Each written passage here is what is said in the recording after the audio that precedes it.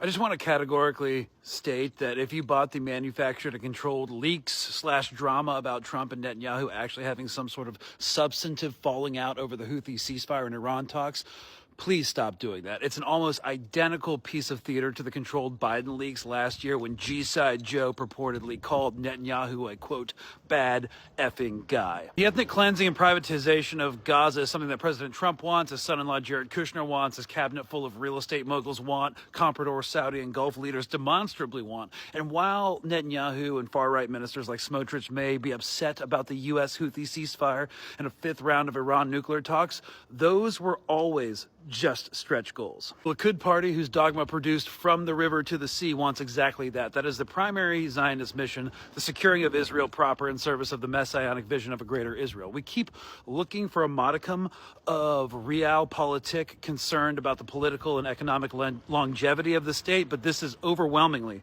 ideological. There's a lot going on here. We're seeing pilot programs for U.S. private military contractors controlling and distributing aid in Gaza, humanitarian zones, which is also a front for surveillance and intelligence collection, all part of the proposed Gaza 2035 development plan. According to the 2035 documents, there are 3 steps for returning Gaza to self-governance. The first step, titled humanitarian aid, is planned to last 12 months. Israel will create safe areas free of Hamas control, starting with the north and slowly spreading south. A coalition of Arab countries, Saudi Arabia, UAE, Egypt, Bahrain, Jordan, Morocco, will apportion and supervise humanitarian aid, and the safe areas in stage 2 would occur in the next 5 to 10 years. The plan is to move Israeli security responsibility to Israel, while the Arab coalition will create a multilateral body called the Gaza Rehabilitation Authority to oversee the reconstruction efforts and manage the Strip's finances. And of course, major advantages for the Gulf states under the logic of this plan that take part would include defensive pacts with the U.S. and unfettered access to Gaza's